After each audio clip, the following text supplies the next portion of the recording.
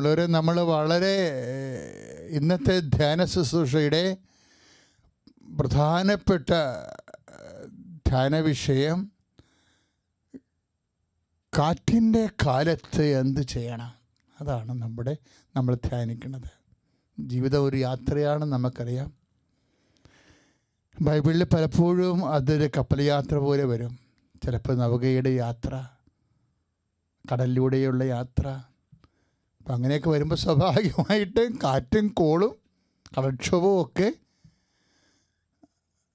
നമ്മുടെ യാത്രയുടെ ഭാഗമാണ്. ജീവിതയാത്രയിലും ഇതുപോലെ ജീവിത പ്രശ്നങ്ങൾ, രോഗങ്ങളൊക്കെ വരും, കടങ്ങൾ വരും, ഞെരുക്കങ്ങൾ വരും, ഒക്കെ എല്ലാം കാറ്റുണ്ടാവും, കോളുണ്ടാവും.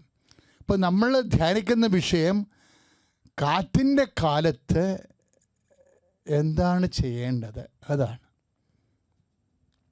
അപ്പം കാറ്റിൻ്റെ കാലത്ത് എന്താണ് ചെയ്യേണ്ടത്? നിങ്ങൾ അച്ഛന് വഴിപാട് കിട്ടാനും വചനം കിട്ടാനും ഒക്കെ പ്രാർത്ഥിക്കണം. അപ്പം എനിക്ക് പ്രാർത്ഥിച്ച് നല്ല ഒരുക്കമുണ്ട്. പക്ഷേ എന്നാലും നിങ്ങൾ പ്രേയർ സപ്പോർട്ട് ചെയ്യണമെങ്കിൽ കർത്താവ് പുതിയ അഭിഷേകം നൽകും. അഭിഷേകത്തിൻ്റെ ഒരു പ്രത്യേകതയാണ്. പഴയ അഭിഷേകമൊന്നുണ്ട്, പുതിയ അഭിഷേകമുണ്ട്. അപ്പോഴേ ഏറ്റവും കറണ്ട് അഭിഷേകം നിങ്ങൾക്ക് നിൽക്കുന്നത് നിങ്ങളുടെ പ്രാർത്ഥനയിലാണ് അച്ഛനെ ആശ്രയിക്കുന്നത്. സ്തുതിക്കട്ടെ, ഹല്ലേലൂയ, യേശുവേ ഹല്ലേലൂയ, യേശുവേ ഹല്ലേലൂയ, ഹല്ലേലൂയ, യേശുവേ സ്തുതി, ഹല്ലേലൂയ, ഹല്ലേലൂയ, യേശുവേ സ്തുതി, യേശുവേ ആരാധന. പരിശുദ്ധ പരമദിവ്യകാരുണ്യത്തിന് എന്നേരവും ആരാധനയും സ്തുതിയും പുകഴ്ചയും ഉണ്ടായിരിക്കട്ടെ. നമ്മുടെ ഫേസ്ബുക്കിൽ ചാനലുകളിലൊക്കെ ഒരു രസകരമായ ചർച്ച നടക്കുന്നുണ്ട് ഇപ്പോൾ. അച്ഛന്മാരുടേതാണ്.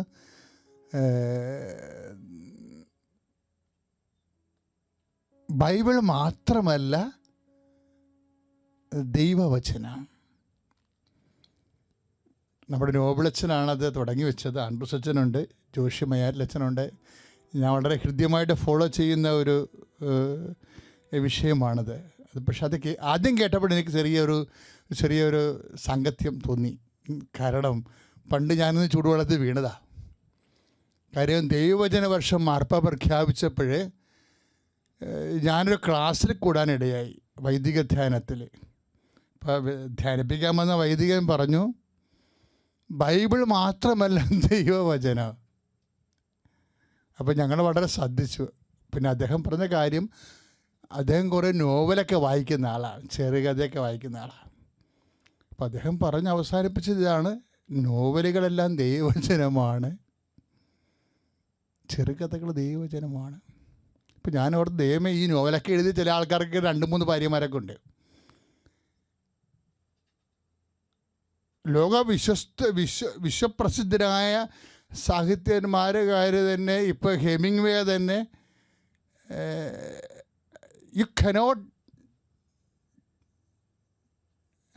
കൻ destroy me, you cannot defeat me എന്നുള്ള മാനവികതയുടെ ഒരു വിജയത്തിൻ്റെ വലിയ പോസിറ്റീവ് തിങ്കിങ് കൊടുത്ത ആളാണ്. പക്ഷെ കക്ഷി ആത്മഹത്യ ചെയ്ത് ഒരു വിഷയം ഉണ്ടായപ്പോൾ.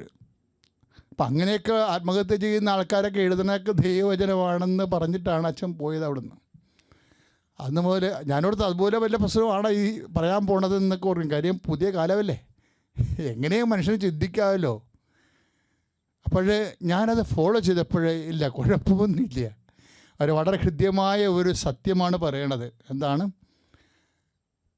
ബൈബിളിന് സമാന്തരമായി ഒരുപക്ഷെ നമ്മൾ ഈ ബൈബിളിൽ ലിഖിത രൂപത്തിലേക്ക് വരുന്നതിന് മുമ്പ് അത് പാരമ്പര്യ രൂപത്തിലാണ് നിലനിന്നിരുന്നത്. സത്യമാണത്.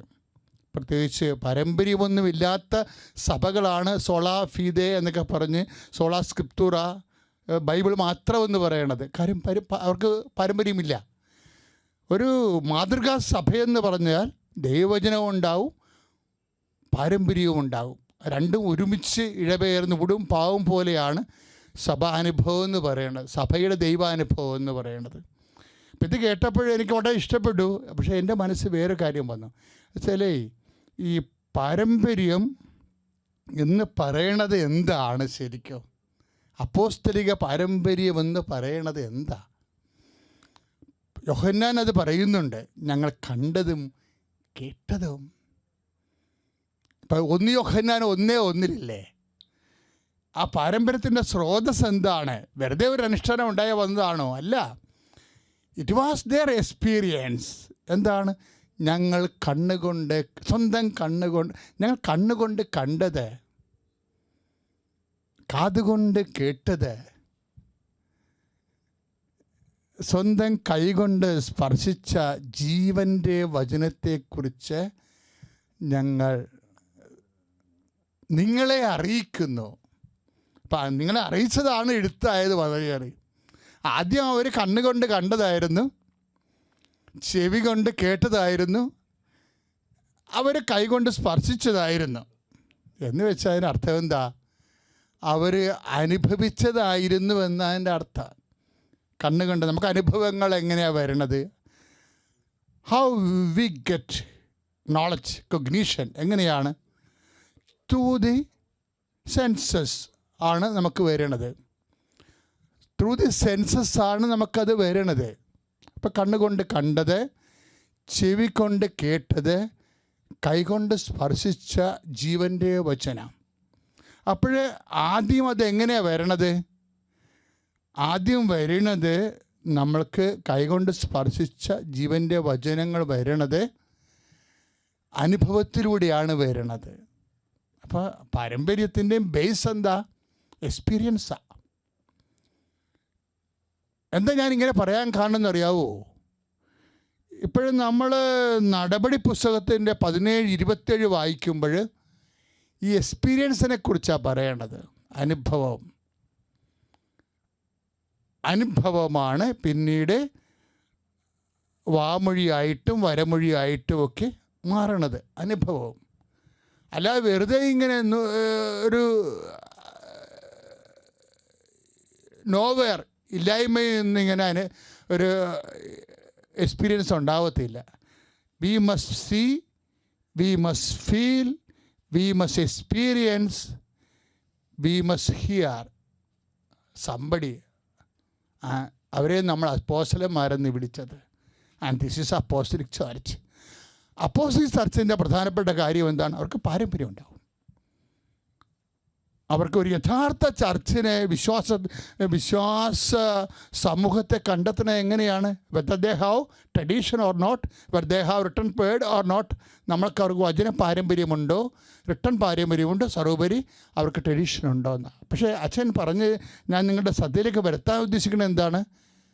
അതുപോലെ തന്നെയാണ് അതിൻ്റെ സോഴ്സ് എന്ന് പറയുന്നത് എക്സ്പീരിയൻസാണ്, അനുഭവമാണ്, ദൈവാനുഭവം എന്ന് പറയും. അതുകൊണ്ടാണ് നമ്മൾ നടപടി പുസ്തകത്തിൻ്റെ 17-27 അവിടുന്ന് ഓരോരുത്തർക്കും ഓരോ കാലങ്ങൾ കൽപ്പിച്ചു നൽകുന്നു. ഓരോ കാലങ്ങൾ. ഇപ്പം കൊറോണ കാലമില്ലേ, ലോക്ക്ഡൗൺ കാലം, ഒരു പ്രത്യേക കാലമാണിത്. ഇതെന്തൊരു അപരിചിതമായ കാലം, നമ്മുടെ ജന്മത്തിൽ നമ്മൾ അനുഭവിക്കാത്തൊരു കാലം. ഇതിൻ്റെ വാക്സിൻ കണ്ടുപിടിക്കുന്നവരെ ഈ കാലം ഇങ്ങനെ പല വേഷത്തിൽ തുടർന്നുകൊണ്ടേയിരിക്കും, പല കോലത്തിൽ. ലോകത്തിലേക്ക് നമുക്ക് നയിക്കുന്നത് കാലവും കോലവുമല്ലേ. അപ്പോൾ അതാണ് കാലത്തിനൊപ്പിച്ച് കോലം തുള്ളണമെന്നൊക്കെ പറയരുത്. അത് ഇപ്പോഴേ ഈ രീതിയിൽ അങ്ങനെ പോകുകയാണ്. എന്താണ് അങ്ങനെ പോണത്? ഈ അനുഭവം എന്തിനാണ് ഉള്ളത്? 17-27 അവിടുന്ന് ഓരോരുത്തർക്കും വിഭിന്ന കാലങ്ങൾ നൽകുന്നു. എന്തിനാ?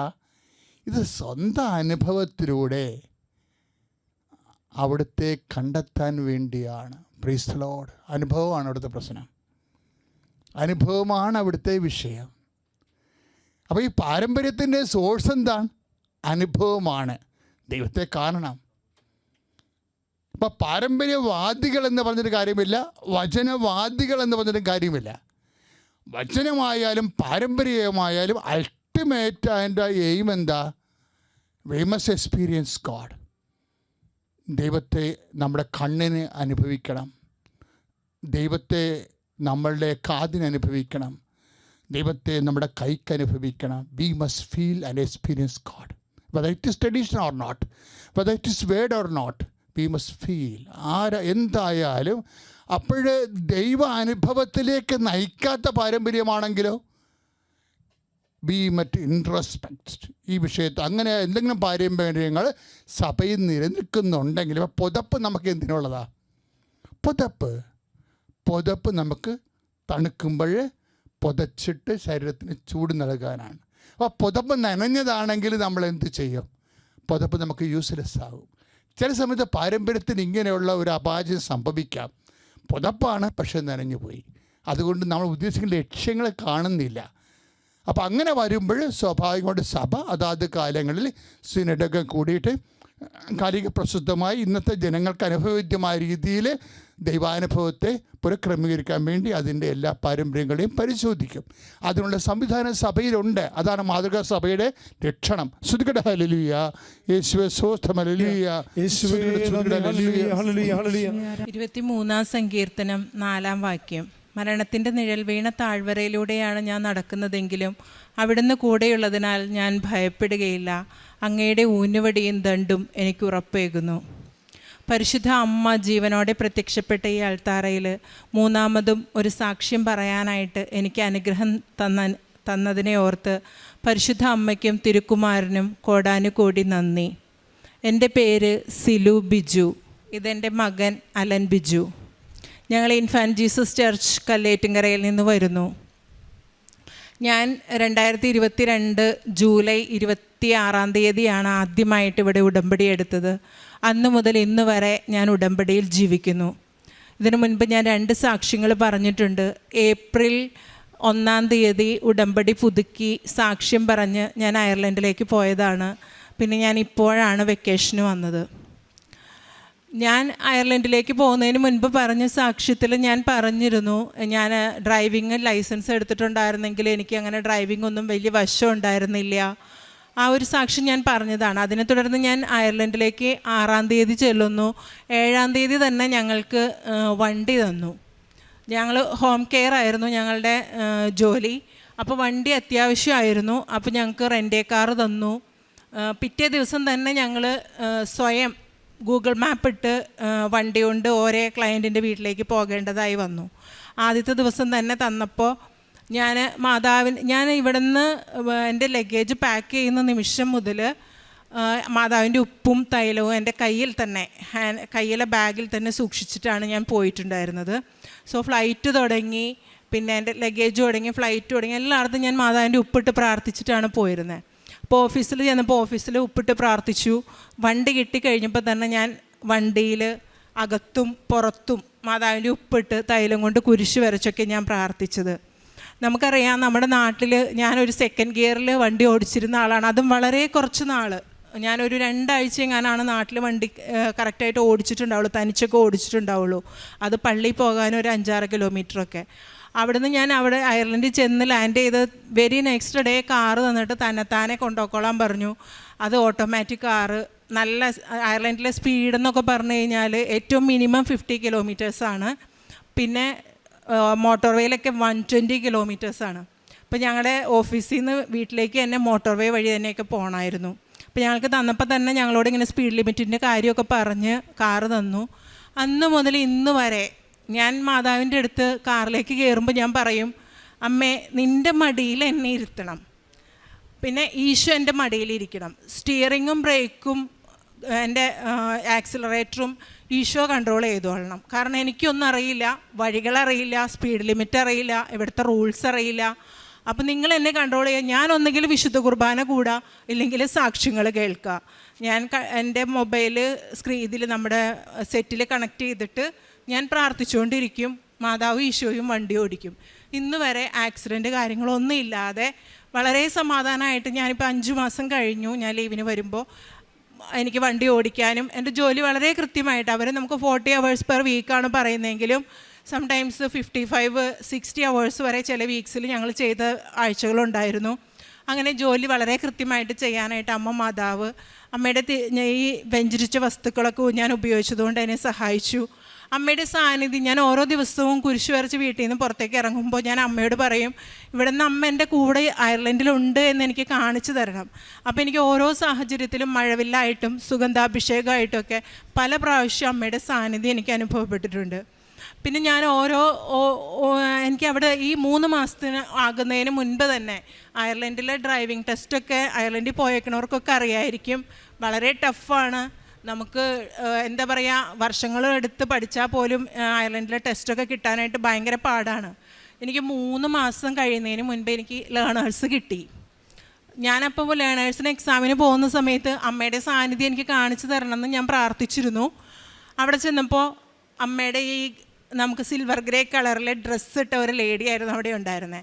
ഞാൻ മാതാവിൻ്റെ ഒരു ചെറിയ കൊന്ത എൻ്റെ കയ്യിലുണ്ടായിരുന്നു, ഉപ്പ് എൻ്റെ പോക്കറ്റിലുണ്ടായിരുന്നു. ഞാൻ അവരോട് നേരിട്ട്, അവിടെ നമുക്ക് അകത്തേക്ക് ഒന്നും കയറ്റാൻ പറ്റില്ല, നമ്മളുടെ ഫുള്ള് ചെക്കപ്പ്, ബോഡി ചെക്കപ്പൊക്കെ കഴിഞ്ഞിട്ട് തലയിൽ ക്ലിപ്പ് വരെ വെക്കാൻ പറ്റത്തില്ല. അപ്പോൾ എല്ലാം കഴിഞ്ഞിട്ടാണ് കയറ്റുന്നത്. അപ്പോൾ ഞാൻ അവരോട് തന്നെ നേരിട്ട് ചോദിച്ചു, ഇത് ഹെയിൽ മേരിയുടെ ഒരു ചെറിയ റോസറിയാണ്, എൻ്റെ ഫുൾ സ്ട്രെങ്ത്ത് എൻ്റെ മാതാവാണ്, സോ ഞാൻ ഇതൊന്ന് അകത്തേക്ക് കൊണ്ടുപോക്കോട്ടെ എന്ന് അവരോട് നേരിട്ട് ചോദിച്ചു. അവരെന്നെ വന്ന് ഹഗ് ചെയ്തിട്ട് അവരെന്നോട് പറഞ്ഞു, നീ വളരെ സ്വീറ്റാണ്, കാരണം ഹെയിൽ മേരിയെ ഞങ്ങൾക്ക് എല്ലാവർക്കും ഭയങ്കര ഇഷ്ടമാണ്, നീ അവളുടെ. അപ്പം ഞാൻ എൻ്റെ കഴുത്തിൽ ഇത് കണ്ടപ്പോഴേ അവരെന്നോട് ചോദിച്ചിരുന്നു, നീ മാതാവിനോട് ഭക്തിയാണോ എന്ന് ചോദിച്ചിരുന്നു. അപ്പം ഞാൻ പറഞ്ഞു, അതെ, ഞാനൊരു മരിയൻ മിഷണറി ആണ് എന്ന് പറഞ്ഞിരുന്നു. അപ്പോൾ അവർ പറഞ്ഞു അവർക്ക് ഭയങ്കര സന്തോഷമായി. അവരെന്നെ അത് അകത്തേക്ക് കയറ്റാൻ സമ്മതിച്ചു. ഞാൻ കമ്പ്യൂട്ടറിലും മൗസിലെല്ലാം കുരിശിട്ട് പ്രാർത്ഥിച്ച് ഓരോ ക്വസ്റ്റ്യൻ കഴിയുമ്പോഴും എൻ്റെ അമ്മ എൻ്റെ ആശ്രയമേ എന്ന് പറഞ്ഞിട്ട് അടുത്ത ക്വസ്റ്റ്യനിലേക്ക് പോയി. അങ്ങനെ എനിക്ക് അത് ക്ലിയർ ചെയ്യാൻ സാധിച്ചു. എനിക്ക് ലേണേഴ്സ് കിട്ടി. ഇനി അതിന് 2 വർഷത്തെ വാലിഡിറ്റി ഉണ്ട്. ഞങ്ങൾ പോയത് ഇൻ്റർനാഷണൽ ലൈസൻസിലാണ്, അത് നമുക്ക് 1 ഇയറേ ഓടിക്കാൻ പറ്റത്തുള്ളൂ. ഇപ്പോൾ കിട്ടിയേക്കുന്ന ലേണേഴ്സിന് 2 വർഷത്തെ വാലിഡിറ്റി ഉണ്ട്. അതിനുള്ളിൽ നമുക്ക് അടുത്ത ടെസ്റ്റ് എഴുതിയെടുത്താൽ മതി. ഞാൻ ടെസ്റ്റിൻ്റെ കാര്യങ്ങളെല്ലാം ഫോർവേഡ് ചെയ്തിട്ടാണ് വന്നേക്കുന്നത്. ഇനി ചെന്ന് കഴിഞ്ഞ് എനിക്ക് ടെസ്റ്റ് എഴുതാം. അങ്ങനെ പിന്നെ ഞാൻ നിങ്ങളോട് ആദ്യമേ പറഞ്ഞു, ഞാൻ ഏപ്രിലാണ് പോയത്. ഒരു 3 മാസം കഴിഞ്ഞ് ലേണേഴ്സ് കിട്ടിയപ്പോൾ തന്നെ എനിക്കൊരു കാർ എടുക്കാൻ സാധിച്ചു. ഒരിക്കലും അയർലൻഡിലൊക്കെ ജോലിക്ക് പോയി, അതും ഹോം കെയറിൽ, നമുക്ക് അത്ര നമ്മൾക്ക് സാലറി ഇല്ലായ്കയില്ല, പക്ഷേ അതിനേക്കാൾ കൂടുതൽ എക്സ്പെൻസ് ഉണ്ട്. അപ്പോൾ ഈ വണ്ടിയൊക്കെ ആണെങ്കിലും വാടകയ്ക്കൊക്കെ ആയിരുന്നു. അപ്പോൾ ഞാൻ എൻ്റെ മനസ്സിൽ മാതാവിനോട് പറഞ്ഞു, സ്വന്തമായിട്ടൊരു കാറുണ്ടെങ്കിൽ ഈ വാടക വെറുതെ കൊടുത്തു പോകുന്നത് നമുക്ക് നഷ്ടം വരില്ലല്ലോ, ഒരു അസറ്റ് ആവുമല്ലോ, നമ്മൾ ലോണാണെങ്കിൽ അടയ്ക്കുകയാണെങ്കിൽ അത് നമ്മുടെ അസറ്റ് ആവുമല്ലോ. അങ്ങനെ പ്രാർത്ഥിച്ചു. എന്നും ഞാൻ അച്ഛൻ്റെ ഡെയിലി ബ്രെഡ് കൂടുമ്പോൾ ഞാൻ കുഞ്ഞുങ്ങളുടെ എൻ്റെ എല്ലാ പേപ്പറുകളും ഒരു ഫയലിൻ്റെ അകത്ത് വെച്ചിട്ട്, പിള്ളേരുടെ പേപ്പറാണ്, ഹസ്ബൻഡിൻ്റെ ഡോക്യുമെൻറ്റ്സാണ്, എൻ്റെ ഡോക്യുമെൻറ്റ്സാണ്, അങ്ങനെ മാതാവിനോട് പറഞ്ഞ് മാതാവിൻ്റെ സന്നിധിയിൽ വെച്ചിട്ടാണ് ഞാൻ ഡെയിലി ബ്രെഡ് കൂടാനായിട്ടിരിക്കുന്നത്. അപ്പം ഞാൻ അച്ഛൻ പ്രാർത്ഥിക്കുമ്പോൾ ഞാനത് ഉയർത്തിപ്പിടിച്ച് പ്രാർത്ഥിക്കും. ഞാൻ എവിടെയൊക്കെ കടന്നു പോകുന്നു അവിടെയൊക്കെ നിൻ്റെ സാന്നിധ്യം, എൻ്റെ കുടുംബം എവിടെയെല്ലാം കടന്നു പോകുന്നു അവിടെയൊക്കെ നിൻ്റെ സാന്നിധ്യം ഉണ്ടാകണം എന്ന് പറഞ്ഞ് ഞാൻ പ്രാർത്ഥിക്കും. തൈലം എടുത്ത ആ ഡോക്യുമെൻറ്റ്സിലും എൻ്റെ പാസ്പോർട്ടിലും എൻ്റെ ബാങ്ക് അക്കൗണ്ടിലെല്ലാം ഞാനിങ്ങനെ, എൻ്റെ ബാങ്കിൻ്റെ പാസ്ബുക്കിലെല്ലാം ഞാൻ കുരിശ് വരച്ച് പ്രാർത്ഥിച്ചിട്ടാണ് ആ ഫയൽ മാതാവിൻ്റെ മുൻപിൽ വെക്കാറ്. അപ്പോൾ എനിക്ക് ഈ ഒരു 5 മാസത്തിനുള്ളിൽ എനിക്കൊരു കാർ എടുക്കാൻ സാധിച്ചു. ഇപ്പം ഞാൻ സ്വന്തം കാറിൽ സ്വന്തമായിട്ട് ഞാൻ ഡ്രൈവ് ചെയ്ത്, മീൻസ് മാതാവിൻ്റെ സാന്നിധ്യത്തിൽ ഞാൻ ഡ്രൈവ് ചെയ്ത് അപകടങ്ങളില്ലാതെ എനിക്ക് ജോലിക്ക് പോകാൻ പറ്റുന്നുണ്ട്. അതാണ് എൻ്റെ ഏറ്റവും വലിയ സാക്ഷ്യം. പിന്നെ എൻ്റെ മോൻ്റെ കാര്യം ഞാൻ പറഞ്ഞു. ഞാൻ ആദ്യം ഉടമ്പടിയിൽ വെച്ചപ്പോൾ തന്നെ എൻ്റെ മക്കളെയും കുടുംബത്തെയും ഞാൻ മാതാവിന് സമർപ്പിച്ചിരുന്നതാണ്. പക്ഷെ ഇന്ന് വരെ അവൻ എൻ്റെ കൂടെ, ഞാൻ പല പ്രാവശ്യം ഉടമ്പടി പുതുക്കി, ഇതെൻ്റെ 10ാമത്തെ പുതുക്കലാണ്. പക്ഷേ എനിക്ക് അവരെയും കൊണ്ട് വരാനായിട്ട് ഒന്നല്ലെങ്കിൽ ഒരു സാഹചര്യം, ബുദ്ധിമുട്ടുകളുണ്ടായിരുന്നു. അപ്പോൾ എനിക്ക് കുട്ടികൾക്ക് കിട്ടിയ അനുഗ്രഹങ്ങൾ എനിക്ക് സാക്ഷ്യപ്പെടുത്താൻ പറ്റിയിട്ടില്ല. ഞാൻ 2 പ്രാവശ്യം സാക്ഷ്യം പറഞ്ഞെങ്കിലും എനിക്ക് അവരുടെ അനുഗ്രഹങ്ങൾ പറയാൻ പറ്റിയിട്ടില്ലായിരുന്നു. അവൻ 10th പഠിക്കുമ്പോൾ മോഡൽ എക്സാം വരെയൊക്കെ അവൻ നല്ലോണം പഠിക്കുന്ന കുട്ടിയാണ്. പക്ഷേ എക്സാമൊക്കെ വരുമ്പോൾ അവന് ഭയങ്കര ടെൻഷൻ. അപ്പോൾ മോഡൽ എക്സാമിന് നല്ലോണം മാർക്ക് കുറവായിരുന്നു, 52% ഒക്കെ ഉണ്ടായിരുന്നുള്ളൂ. അപ്പോൾ അവന് ഭയങ്കര ടെൻഷനായി. അവൻ എന്നെ വിളിച്ചു, ഞങ്ങൾ സംസാരിച്ചു. അപ്പോൾ അവൻ പറഞ്ഞു, അമ്മ വരണം, അമ്മ പ്രാർത്ഥിച്ചിട്ട് ഞാൻ ജോലിക്ക്. അപ്പം ഞാൻ എറണാകുളത്ത് ജോലി ചെയ്യുന്ന സമയമാണ്. അപ്പം ഞാൻ ജോലി റിസൈൻ ചെയ്ത് ചെന്നു. ഞാനിതുപോലെ മാതാവിൻ്റെ അടുത്ത് ഉടമ്പടി വെച്ചിട്ടുണ്ട്, പ്രാർത്ഥിക്കാം. അങ്ങനെ അവൻ അന്ന് തുടങ്ങിയിട്ട് മാതാവിൻ്റെ കാശുരൂപം വെച്ചിട്ട്, മാതാവിൻ്റെ ചെറിയൊരു ഫോട്ടോ വെച്ചിട്ട് പ്രാർത്ഥിക്കാൻ തുടങ്ങി. അവൻ വെന്തിങ്ങ ധരിക്കും സ്ഥിരമായിട്ട്, മക്കൾ 2ആളും വെന്തിങ്ങ ഇടും. വെന്തിങ്ങയിൽ മാതാവിൻ്റെ കാശുരൂപം ഇട്ട് കൊടുത്തു. എക്സാമിന് പോകുമ്പോൾ മാതാവിൻ്റെ തൈലം കൊണ്ട് കുരിശ് വരച്ച് പ്രാർത്ഥിച്ച് രാവിലത്തെ പ്രാർത്ഥന ഞങ്ങൾ ഒരുമിച്ച് ചൊല്ലി. അങ്ങനെയൊക്കെ എക്സാമിന് പോയി. അവന് ടോപ്പ് 5 ഒരാളാവാൻ പറ്റി. 91.5% മാർക്കുണ്ടായിരുന്നു 10th. അതുപോലെ തന്നെ 12th ആയപ്പോഴും, 12th ഫൈനൽ എക്സാമിൻ്റെ സമയത്തും അവന് ഇച്ചിരി ടെൻഷനൊക്കെ ആയിരുന്നു. കാരണം മാത്സ് അവന് ഭയങ്കര ടഫാണ്. ഇതുപോലെ തന്നെ ഞാനിവിടെ വന്ന് ഉടമ്പടിയിൽ വെച്ച് പ്രാർത്ഥിച്ചു. അവന് സ്കൂൾ ടോപ്പറായിരുന്നു അവൻ 12th.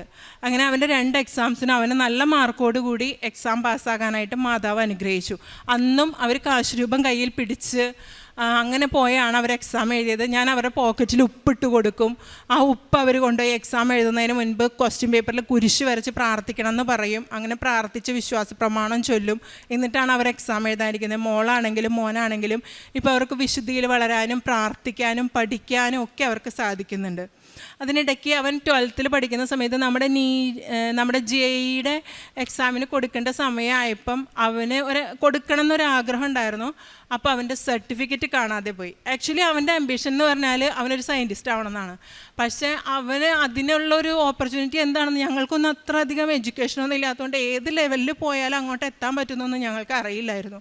അപ്പം ഞങ്ങൾ പറഞ്ഞു കൊടുത്തത് എൻജിനീയറിങ് എടുക്കാൻ തന്നെയാണ് പറഞ്ഞു കൊടുത്തത്. അപ്പോൾ അതുകൊണ്ട് അവൻ അതിന് വേണ്ടി കൊടുക്കാൻ നോക്കുമ്പോൾ അവൻ്റെ 10th സർട്ടിഫിക്കറ്റ്സ് കാണാനില്ല. അത് ഞങ്ങളുടെ വീടിൻ്റെ റിനോവേഷൻ നടക്കുന്ന സമയത്ത് അവർ തന്നെയാണ് സർട്ടിഫിക്കറ്റ് അലമാരിയിൽ നിന്ന് എടുത്ത് സാധനങ്ങളെല്ലാം ഡോക്യുമെൻറ്റ്സ് എല്ലാം സൂക്ഷിച്ച് വെച്ചതൊക്കെ. പക്ഷെ തിരിച്ച് 2 ദിവസം മുൻപ് വരെ അവൻ സർട്ടിഫിക്കറ്റ് എടുത്ത്, കാരണം അവന് മാർക്കുള്ളതുകൊണ്ട് അവൻ ഇടയ്ക്ക് അതിൽ നോക്കിയിട്ട് ഓക്കെ എനിക്ക് മാർക്ക് കിട്ടിയിരുന്നു, എനിക്ക് പഠിച്ചാൽ കിട്ടും, മാതാവ് എന്നെ അനുഗ്രഹിക്കും, അങ്ങനെയൊക്കെ അവനിരുന്ന് പറയാറുണ്ട്. അങ്ങനെ 2 ദിവസം മുമ്പ് അവനിരുന്ന് പറയുന്നത് ഞങ്ങൾ കണ്ടതാണ്. പിന്നെ അത് കഴിഞ്ഞ് എക്സാമിന് കൊടുക്കേണ്ട സമയത്ത് അക്ഷയയിൽ പോകാൻ കൊടുക്കാമെന്ന് പറഞ്ഞാൽ അവർ സർട്ടിഫിക്കറ്റ് കാണുന്നില്ല. പിന്നെ ടെൻഷനായി. എല്ലാവരും ഒരു 10-15 ദിവസം ഞങ്ങൾ 4 പേരും ആ വീടെല്ലാം പരിശോധിച്ചു. ഞങ്ങൾക്ക് കിട്ടിയില്ല. അവസാനം ഒരു ദിവസം ഇവരുടെ സ്കൂളിൽ നിന്ന് സിസ്റ്റർ വിളിച്ച് പറയുവാണ്, എന്തായാലും ഈ JEE എഴുതാൻ അവന് പറ്റിയില്ല, അപ്പോൾ നമുക്കൊരു കാര്യം ചെയ്യാം, നീറ്റിന് വരുന്നതിന് മുൻപ് ഡ്യൂപ്ലിക്കേറ്റിന് അപ്ലൈ ചെയ്യാം. അപ്പോൾ ഞാൻ പ്രിൻസിപ്പലിനോട് പറഞ്ഞു, ഞാനൊന്ന് പ്രാർത്ഥിക്കട്ടെ, ഞാനൊന്ന് മാതാവിനോട് ഒരു ഡേറ്റ് ഇട്ടൊന്ന് പ്രാർത്ഥിക്കട്ടെ, അത് കഴിഞ്ഞിട്ട് ഞാൻ സിസ്റ്ററിനോട് പറയാം, ഞാൻ സിസ്റ്ററിനെ വിളിക്കാം, ഡ്യൂപ്ലിക്കേറ്റിന് അപേക്ഷിക്കുന്നതിന് മുൻപ് ഞാൻ വിളിക്കാം, എന്നിട്ട് അപേക്ഷിച്ചാൽ മതി, ഇപ്പോൾ വേണ്ട. അപ്പോൾ എന്നോട് പറഞ്ഞു, മോളെ അവൻ്റെ അടുത്ത ചാൻസും കൂടി നഷ്ടപ്പെടും. ഞാൻ പറഞ്ഞു സാരമില്ല, എന്തായാലും മാതാവ് അറിയാതെ ഒന്നും സംഭവിക്കില്ല, അപ്പോൾ ഞാനൊന്നും കൂടെ ഒന്ന് പ്രാർത്ഥിച്ചിട്ട് ഞാൻ പറയാം സിസ്റ്ററിനോട്, എന്നിട്ട് അപ്ലൈ ചെയ്താൽ മതി. എന്നിട്ട് ഞാൻ അവനോട് പറഞ്ഞു, എടാ നീയും പ്രാർത്ഥിക്കണം. അവൻ സ്കൂളിൽ പോവാണ്. അന്ന് 11:30, അതായത് അന്നൊരു ട്യൂസ്ഡേ നമ്മുടെ ധ്യാനം നടക്കുന്ന ദിവസമാണ്. 11:30 ധ്യാനം തുടങ്ങും. അപ്പോൾ ഞാൻ അവനോട് പറയും, എനിക്കാണെങ്കിൽ 11:30 ഡ്യൂട്ടിക്ക് ഇറങ്ങിയാലാണ് അന്നൊരു ക്ലാസ് ഉണ്ട് 12 മണിക്ക്, അപ്പോൾ എനിക്ക് അതിന് കയറാൻ പറ്റത്തുള്ളൂ. അതിൻ്റെ പ്രസൻറ്റേഷനായിരുന്നു. അപ്പം ഞാൻ അവനോട് പറഞ്ഞു, 11:30 വരെ അമ്മ പ്രാർത്ഥിക്കും, അത് കഴിഞ്ഞ് സിസ്റ്ററിനെ വിളിച്ച് ഓൺ ദ വേയിൽ സിസ്റ്ററിനെ വിളിച്ച് ഡ്യൂപ്ലിക്കേറ്റിന് അപ്ലൈ ചെയ്യാനായിട്ട് പറഞ്ഞിട്ട് അമ്മ പോകും. സോ നീയും പ്രാർത്ഥിക്കും, നമുക്ക് മാതാവിനോട് ഡേറ്റും ടൈമും ഇട്ട് പ്രാർത്ഥിക്കാമെന്ന് പറഞ്ഞു. അങ്ങനെ ഞങ്ങൾ ആ ട്യൂസ്ഡേ ഡേറ്റ് ഇട്ട് 11:30 ഒരു ടൈം ഇട്ട് ഞങ്ങൾ പ്രാർത്ഥിക്കുക. ഞാൻ ഒരു 11:15 വരെ പ്രത്യക്ഷീകരണ പ്രാർത്ഥന, ജപമാല, അതേപോലെ എന്താ പറയുക വിശ്വാസ പ്രമാണം ഒക്കെ ചൊല്ലി പ്രാർത്ഥിച്ചിട്ട് എനിക്ക് കിട്ടുന്നില്ല. അവസാനം ഞാൻ മാതാവിൻ്റെ രൂപത്തിന് മുൻപിൽ, ഇവൻ സ്കൂളിൽ പോയിരിക്കുകയാണ്, ഞാൻ മാതാവിൻ്റെ രൂപത്തിൻ്റെ മുൻപിൽ നിന്നിട്ട് ഞാൻ പറഞ്ഞു, അമ്മ പരീക്ഷിക്കരുത്, ഇതെൻ്റെ മക്കളുടെ വിശ്വാസത്തിനെ ബാധിക്കുന്നതാണ്. സോ അവർ കുഞ്ഞുങ്ങളാണ്, അവർക്കൊരു കുഞ്ഞു കാര്യം കിട്ടിയാലും ചിലപ്പോൾ അവരുടെ വിശ്വാസം നഷ്ടപ്പെടും. അതുകൊണ്ട് അമ്മ സഹായിക്കണം. ഇത് 11:30 ആ സമയത്തിനുള്ളിൽ അമ്മ എനിക്ക് കാണിച്ച് തന്നേ പറ്റുള്ളൂ. ഇതൊരു കുഞ്ഞു കുട്ടി അമ്മയുടെ മുമ്പിൽ കരഞ്ഞ് പ്രാർത്ഥിക്കണ പോലെ ഞാൻ പ്രാർത്ഥിക്കുകയാണ് എന്ന് പറഞ്ഞ് പ്രാർത്ഥിച്ചിട്ട് ഞാനിങ്ങനെ കുളിക്കാൻ കയറിപ്പോയി.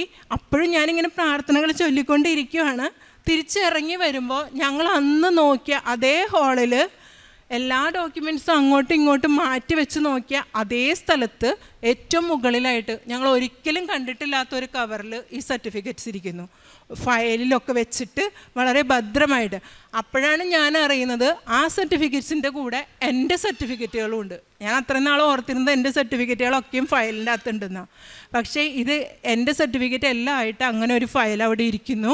അത് ഞാൻ പൂർണ്ണമായിട്ടും വിശ്വസിക്കുന്നു. എൻ്റെ കൃപാസന അമ്മ എനിക്കായിട്ട് കൊണ്ടുവന്ന് തന്നതാണ്. അത് ആ വീട്ടിലുണ്ടായിരുന്നില്ല. കാരണം അത്ര ദിവസം ഞങ്ങൾ നോക്കിയിട്ടുണ്ട്, ഞാനും എൻ്റെ ഹസ്ബൻഡും കുട്ടികളും എല്ലാവരും അതേ സ്ഥലത്ത് തന്നെ നോക്കിയിട്ടുണ്ട്. ആ നോക്കിയ സ്ഥലത്തിരുന്ന് തന്നെയാണ് ഞങ്ങൾക്ക് ആ സാധനം കിട്ടുന്നത്. അത് ഇത്രയും അനുഗ്രഹങ്ങൾ എൻ്റെ മോന് മാതാവിൻ്റെ മധ്യസ്ഥതയിൽ പ്രാർത്ഥിച്ചത് വഴി മാതാവ് ചെയ്തു കൊടുത്തതാണ്. പിന്നെ അവസാനമായിട്ട് അവന് പിന്നീട് ഞങ്ങളൊരു പ്രൊഫസർ വഴി അറിയുകയാണ്, ഇങ്ങനെ ബയോടെക്നോളജി പഠിച്ചാൽ സയൻറ്റിസ്റ്റിലേക്ക് എത്താനായിട്ട് ഒരു റൂട്ട് ക്ലിയർ ആകും, അങ്ങനെ അറിയുകയാണ്. അത് നമ്മുടെ നാട്ടിൽ പഠിക്കുന്നതിൽ നല്ലത് പുറത്ത് പഠിക്കുന്നതാണ്. പിന്നെ അവൻ്റെ മാർക്കൊക്കെ വെച്ചിട്ട് അവന് സ്കോളർഷിപ്പ് കിട്ടാൻ സാധ്യതയുണ്ട്. ഇതെല്ലാം ഇങ്ങനെ പറഞ്ഞു വന്നപ്പോൾ ഞാൻ മാതാവിൻ്റെ അടുത്ത് വെച്ച് പ്രാർത്ഥിച്ചു. പക്ഷെ അവനൊരു അണ്ടർ ഏജ് ആയിരുന്നു. അത് തുടക്കം തൊട്ടേ ഞങ്ങൾക്ക് അറിയാമായിരുന്നു, കാരണം അവന് ഡിസംബറിലേക്ക് 18 years ആകത്തുള്ളൂ. അപ്പം എന്നിരുന്നാലും ഞങ്ങൾ മാതാവിൻ്റെ മധ്യസ്ഥതയിൽ പ്രാർത്ഥിച്ചിട്ട് അപേക്ഷ വെച്ചു. അവന് ഇൻ്റർവ്യൂ കോൾ വന്നു. അവന് ഇൻ്റർവ്യൂ എല്ലാം കിട്ടി, അഡ്മിഷനും ഒക്കെ ആയിട്ടുണ്ട്. അവൻ്റെ വിസ വന്നിട്ടില്ല. ഇന്ന് അവൻ ഇവിടെ വന്നത് അവൻ ഉടമ്പടി എടുക്കാൻ വേണ്ടിയാണ്. അവൻ പുതിയതായിട്ട് ഉടമ്പടി എടുത്തു. അവന് വിസ വരും എന്നുള്ള പ്രതീക്ഷയിൽ ഞങ്ങൾ ഇരിക്കുന്നു. കിട്ടിയാൽ അവൻ ഹംഗറിക്ക് ഈ മാസം അവസാനം അല്ലെങ്കിൽ അടുത്ത മാസത്തിൽ അവൻ പോകും. ഇത്രയും അനുഗ്രഹങ്ങളാണ് മോനും കുഞ്ഞുങ്ങൾക്ക് വേണ്ടി കിട്ടിയത് എനിക്ക് പറയാനുള്ളത്. പിന്നെ ഞാൻ ആദ്യമായിട്ട് ഉടമ്പടി വെച്ചാൽ എൻ്റെ ഒരു പ്രാർത്ഥനയായിരുന്നു ഞങ്ങളുടെ കുടുംബ യൂണിറ്റ്. ഞങ്ങളുടെ കുടുംബ യൂണിറ്റ് ഒരു വലിയ ഇടവകയാണ്, 25 യൂണിറ്റുകളുള്ള ഒരു ഇടവകയാണ്. ഇടയ്ക്ക് വെച്ചിട്ട് എന്തൊക്കെയോ കാരണങ്ങളുണ്ട്, കൂടുതൽ വീടുകളായി, അങ്ങനെയൊക്കെയുള്ള കാരണങ്ങളുകൊണ്ട് 2ആയിട്ട് സ്പ്ലിറ്റായിരുന്നു ഞങ്ങളുടെ യൂണിറ്റ്. അപ്പോൾ ഞങ്ങളുടെ യൂണിറ്റിൽ തീരെ കുടുംബങ്ങളില്ല, 18 കുടുംബമുള്ളൂ ഞങ്ങൾക്ക്. ബാക്കി ഫുൾ കുടുംബം അപ്പുറത്തെ യൂണിറ്റിലേക്ക് പോയി. പിന്നെ ഞങ്ങളെല്ലാവരും ഒരു ആവറേജ് ഫാമിലിയാണ്, അത്ര വലിയ ഹൈഫൈ ടീംസ് ആരുമില്ല. അപ്പം ഒരു പ്രവർത്തനങ്ങളും ഇല്ല, ഒന്നുമില്ല, ആരും ഇല്ല പ്രവർത്തിക്കാൻ. അങ്ങനെ കിടക്കുന്ന ഒരു സാഹചര്യത്തിലായിരുന്നു യൂണിറ്റ്. അപ്പം എന്നെയാണ് സെക്രട്ടറി ആയിട്ട് അച്ഛൻ തീരുമാനിച്ചത്, എന്നോട് അത് ഏറ്റെടുക്കാൻ പറഞ്ഞു. അന്ന് ഞാൻ എടുത്തപ്പോൾ ഞാൻ ആ പുതുക്കിയ ഉടമ്പടിയിൽ വെച്ച് പ്രാർത്ഥിച്ച വിഷയമാണ്, എനിക്കൊരു കഴിവുമില്ല, അമ്മ എന്നെ അനുവദിക്കുവാണെങ്കിൽ, അമ്മ എൻ്റെ കൂടെ ഈ യൂണിറ്റിലേക്ക് വരുവാണെങ്കിൽ എനിക്ക് ഇത് നല്ല രീതിയിൽ കൊണ്ടുപോകാൻ പറ്റും, ഞങ്ങൾക്ക് എല്ലാവർക്കും ഒത്തൊരുമിച്ച് പ്രവർത്തിക്കാൻ പറ്റും എന്ന് അന്ന് ഞാൻ പ്രാർത്ഥിച്ചിരുന്നു. കഴിഞ്ഞ ഏപ്രിൽ ഞാൻ അങ്ങോട്ട് അയർലൻഡിന് പോകുന്ന അന്നാണ് ഞാൻ എൻ്റെ സെക്രട്ടറി സ്ഥാനം ഞാൻ വേറെ ആൾക്ക് കൈമാറിയത്. എന്നിട്ടും ഇന്നും ആ യൂണിറ്റ് ഞങ്ങളുടെ ഈ 25 യൂണിറ്റുള്ള ഇടവകയിലെ ഏറ്റവും നല്ല യൂണിറ്റുകളിൽ ഒന്നായിട്ട് പ്രവർത്തിക്കാൻ അമ്മയുടെ സാന്നിധ്യം ഞങ്ങളെ സഹായിക്കുന്നുണ്ട്. ഞാൻ എന്നും ഓരോ യൂണിറ്റ് ഉണ്ടാകുന്ന ദിവസവും അമ്മയോട് പ്രത്യേകം പ്രാർത്ഥിക്കും, എല്ലാവരും എല്ലാ കാര്യങ്ങളിലും സഹകരിച്ച് പ്രവർത്തിക്കണം. അങ്ങനെ പ്രാർത്ഥിക്കും, അമ്മേനെ കൂടെ കൂട്ടിക്കൊണ്ട് പോവും മീറ്റിങ്ങുകളിലേക്കൊക്കെ. അങ്ങനെ എല്ലാവരും നല്ല സഹകരണത്തോടു കൂടി ആ യൂണിറ്റ് നന്നായി പ്രവർത്തിക്കുന്നുണ്ട്. ഇനി എൻ്റെ പ്രേക്ഷിത പ്രവർത്തനങ്ങളെ പറ്റി പറയുകയാണെങ്കിൽ, ഞാൻ ക്രൈസ്തവ മേഖലകളിൽ പത്രം വാങ്ങി കൊടുക്കാറുണ്ട്. കൊടുക്കുമ്പോഴൊക്കെ ഞാൻ എൻ്റെ എക്സ്പീരിയൻസ് ഞാൻ മാതാവിനെ ചെറുപ്പം തൊട്ടേ അറിയുന്ന ആളാണ്. ഉടമ്പടിയിലായതിനു ശേഷം പരിശുദ്ധ അമ്മ നമുക്ക് ഈ ഉടമ്പടിയിലൂടെ തരുന്ന എല്ലാ അനുഗ്രഹങ്ങളെയും, ഈ പ്രത്യക്ഷീകരണത്തിൻ്റെ ശേഷം നമുക്ക് ഈ ഉടമ്പടിയിലൂടെ തന്നിട്ടുള്ള എല്ലാ അനുഗ്രഹങ്ങളും, അതേപോലെ നമ്മൾക്ക് തരുന്ന ആത്മീയ സന്തോഷങ്ങളും ഒക്കെയും എക്സ്പ്ലെയിൻ ചെയ്തിട്ടാണ് ഞാൻ പത്രം എല്ലാവർക്കും കൊടുക്കാറ്. പിന്നെ അതുപോലെ തന്നെ ഞാൻ അയർലൻഡിൽ ചെന്നപ്പോൾ ഞാൻ നോട്ട് ചെയ്ത ഒരു കാര്യമാണ്, ഈവൻ നമ്മുടെ മലയാളികൾ പോലും നെറ്റ് തലയിലിട്ടിട്ടല്ല വിശുദ്ധ കുർബാന കൂടുന്നത്. അപ്പം എനിക്കത് ഭയങ്കര വിഷമം ഉണ്ടാക്കിയ കാര്യമാണ്. ഞാനപ്പോൾ പക്ഷേ പള്ളിയിൽ പോകുമ്പോൾ ദിവസമാണെങ്കിലും സൺഡേ ആണെങ്കിലും എന്ന് പള്ളിയിൽ പോയാലും ഞാൻ എൻ്റെ ഒരു നെറ്റ് വണ്ടിയിൽ വെച്ചേക്കുവാണ്. കാരണം എൻ്റെ ജോലി ഇതായതുകൊണ്ട് ഏത് കുർബാനയ്ക്ക് എവിടെ പോകാൻ പറ്റുമെന്ന് എനിക്കറിയില്ല. അപ്പം ഞാൻ ചിലപ്പോൾ ഓൺ ദ വേയിൽ കാണുന്ന പള്ളിയിലായിരിക്കും കയറുന്നത്. ഏത് പള്ളിയിലാണോ ഞാൻ കയറുന്നത്, ഞങ്ങളുടെ ഇടവകയിൽ ഞങ്ങളുടെ വീടിനോട് ചേർന്ന് തന്നെ ഒരു പള്ളിയുണ്ട്, അല്ലാതെ ഏത് പള്ളിയിലാണോ ഞാൻ കയറുന്നത് ആ പള്ളിയിൽ എനിക്ക് വിശുദ്ധ കുർബാനയുടെ സമയമാണെങ്കിൽ വിശുദ്ധ കുർബാന കൂടാൻ വേണ്ടി ഞാൻ ഈ നെറ്റ് ഒരെണ്ണം എൻ്റെ വണ്ടിയിൽ വെച്ചേക്കുക. അപ്പം ഞാൻ ഈ നെറ്റിട്ട് പള്ളിയിൽ കയറുമ്പോൾ അവർക്കൊക്കെ ഭയങ്കര കൗതുകമാണ് അയർലൻഡുകാർക്ക്. കാരണം അവർ ഇന്ത്യൻസിനെ കുറേ നാളുകൊണ്ട് കാണുന്നതാണ്, അവരാരും അങ്ങനെ ചെയ്ത് അവർ കണ്ടിട്ടില്ല. അപ്പോൾ അവരിങ്ങനെ ചോദിക്കും. അപ്പം ഞാൻ ആദ്യം തന്നെ പറയുന്നത്, I am a Marian missionary, ഞാനൊരു മരിയൻ മിഷണറിയാണ്. സോ നമ്മുടെ മാതാവിനെ നമ്മൾ ഇന്ന് വരെ ആ ഒരു തല കവർ ചെയ്തല്ലാതെ നമ്മൾ കണ്ടിട്ടില്ല. പിന്നെ നമ്മുടെ ബൈബിൾ നമ്മളോട് ആവശ്യപ്പെടുന്നത്, നമ്മൾ പ്രാർത്ഥിക്കുമ്പോൾ നമ്മുടെ തലയിൽ നമ്മൾ നെറ്റിട്ട് വേണം പ്രാർത്ഥിക്കാൻ, വിശുദ്ധ ബലി അർപ്പിക്കാൻ എന്നാണ് നമ്മുടെ ബൈബിൾ നമ്മളെ പഠിപ്പിക്കുന്നത്. അതുകൊണ്ട് തന്നെയാണ് ഞങ്ങൾ പൂർവികർ വഴി ഞങ്ങൾക്ക് പകർന്നു കിട്ടിയ വിശ്വാസം അത് ഞങ്ങൾ സൂക്ഷിക്കുന്നത്. എന്ന് പറയുമ്പോൾ അവർക്ക് അവർക്കുണ്ടാകുന്ന ഒരു സന്തോഷം, പല ഗ്രൂപ്പുകളിൽ ഞാനിത് ഡിസ്കസ് ചെയ്തിട്ടുണ്ട്. അപ്പോൾ അവർക്കുണ്ടാകുന്ന ഒരു സന്തോഷം ശരിക്കും അവർക്ക് മാതാവിനെ വീണ്ടും വീണ്ടും അവർക്ക് ഇഷ്ടപ്പെടുകയോ ചെയ്യുന്നത്, പരിശുദ്ധ അമ്മേനെ. പിന്നെ ഞാൻ ഇവിടെ നിന്ന് ഞാൻ ആദ്യമായിട്ട് പോകുന്നതുകൊണ്ട് ഇംഗ്ലീഷ് പത്രമൊന്നും എനിക്ക് കൊണ്ടുപോകാൻ പറ്റിയിട്ടുണ്ടായില്ല, കാരണം സിറ്റുവേഷൻ എന്താണെന്ന് എനിക്കറിയില്ല. അപ്പോൾ ഞാൻ കുറച്ച് കാശ് രൂപം, പിന്നെ നമ്മുടെ കീ ചെയിൻ, ചെറിയ റോസറി അതൊക്കെ വാങ്ങിച്ചിട്ട് പോയിട്ടുണ്ടായിരുന്നത്. അപ്പോൾ എൻ്റെ ഓരോ ക്ലയൻസിൻ്റെ അടുത്തും ഞാൻ പോകുമ്പോഴും അവർക്ക് മാതാവിനെ ഇഷ്ടമാണെങ്കിലും ഇനി അവർക്ക് അറിയില്ല, അവർക്ക് മാതാവിനെ ഒത്തിരി ബഹുമാനിക്കുന്ന ആൾക്കാരൊന്നും അല്ല എന്ന് പറയുവാണെങ്കിലും ഞാൻ പറയും, അങ്ങനെയുള്ളവരോട് ഞാൻ പറയും, ഇത് നിങ്ങൾക്കൊരു വെളിച്ചമാകട്ടെ, നിങ്ങളിത് കയ്യിൽ വെച്ചിട്ട് നിങ്ങളുടെ ഓരോ കാര്യങ്ങൾക്കും നിങ്ങൾ മാതാവിനോടൊന്ന് ഇൻ്റർസെഷൻ ചോദിച്ചു നോക്കൂ. അപ്പോൾ നിങ്ങൾക്ക് എന്താണ് നിങ്ങളുടെ അനുഭവം എന്നറിയാം. എനിക്ക് ഇന്ന അനുഭവങ്ങൾ ഉണ്ടായിട്ടുണ്ട് എന്ന് എക്സ്പ്ലെയിൻ ചെയ്ത് ഞാൻ ഈ കാര്യങ്ങളൊക്കെയാണ്, നേർച്ച വസ്തുക്കളാണ് ഞാൻ എല്ലാവർക്കും കൊടുക്കാറ്. അതൊക്കെയായിരുന്നു എൻ്റെ പ്രേക്ഷിത പ്രവർത്തനങ്ങൾ. പിന്നെ എൻ്റെ കാരുണ്യ പ്രവർത്തികളെന്ന് പറഞ്ഞാൽ ഞാൻ ആവശ്യക്കാരെ കണ്ടെത്താൻ ശ്രമിക്കാറുണ്ട്. ഞാൻ തന്നെ കണ്ടെത്തിയിട്ട് എന്നെക്കൊണ്ടാകുന്ന സഹായങ്ങൾ അറിയാവുന്ന സിസ്റ്റേഴ്സിനോട് അച്ഛന്മാരോടൊക്കെ ചോദിച്ച് നമുക്ക് ഏതെങ്കിലും ഒരാളങ്ങനെ സഹായിക്കേണ്ടതായിട്ടുണ്ട് എന്ന് അറിഞ്ഞു കഴിയുമ്പോൾ ഞാൻ നേരിടും. വേറെ സംഘടനകൾ വഴിയൊക്കെയാണ് ആദ്യം ചെയ്തുകൊണ്ടിരുന്നായിരുന്നത്. ഇപ്പം ദൈവം എന്നെ അനുഗ്രഹിച്ചു. അതായത് എനിക്ക് മുൻപുണ്ടായിരുന്ന ഒരു സാലറിയിൽ നിന്ന് ദൈവം എനിക്കൊരു ഒരു ഉയർച്ച തന്നപ്പോൾ അതിൽ നിന്നൊരു പങ്ക് ഞാൻ മറ്റുള്ളവർക്ക് ആവശ്യക്കാർക്ക് കൊടുക്കാനായിട്ട് ദൈവം എന്നെ അനുവദിക്കുന്നുണ്ട്. അതിനെനിക്ക് സാഹചര്യങ്ങൾ കിട്ടുന്നുണ്ട്. ഇത്രയൊക്കെയാണ് ഞാൻ എൻ്റെ കാരുണ്യ പ്രവൃത്തികളായിട്ട് ചെയ്തുകൊണ്ടിരിക്കുന്നത്. ഇത്ര വലിയ അനുഗ്രഹങ്ങൾ, ഇനി ഒരുപാട് ചെറുതും വലുതുമായിട്ടുള്ള ഒരുപാട് അനുഗ്രഹങ്ങളുണ്ട്.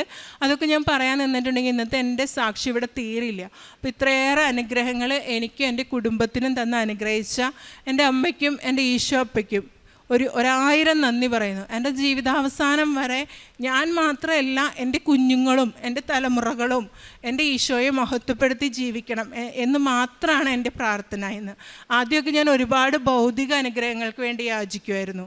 ഇന്ന് ഞാൻ ഭൗതിക അനുഗ്രഹങ്ങൾക്കല്ല, എൻ്റെ ആത്മീയ അനുഗ്രഹങ്ങൾ, അതെനിക്ക് മാത്രമല്ല എന്നെ ചുറ്റിപ്പറ്റി നിൽക്കുന്ന എല്ലാവർക്കും ആത്മീയ അനുഗ്രഹങ്ങൾ ഉണ്ടാകാൻ വേണ്ടിയിട്ടാണ് ഞാൻ പ്രാർത്ഥിക്കുന്നത്.